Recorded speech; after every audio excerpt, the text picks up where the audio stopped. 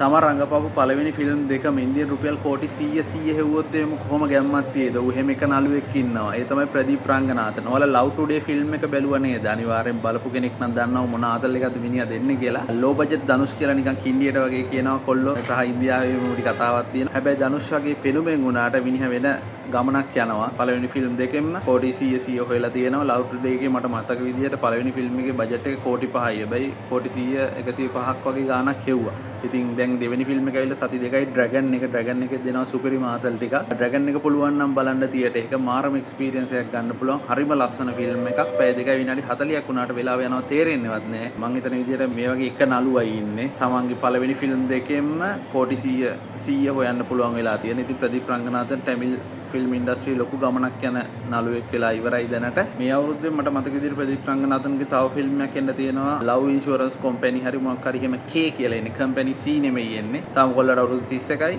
ලොකු ගමනක් යන්න ඉන්න නළුවෙක් තමයි ප්‍රදීප් රංගනාථන් කියන්නේ. ඉතින් අපි බලන් යමු ලොක්කගේ වැඩ ඉස්සරහට කොහොමද වෙන්නේ කියලා.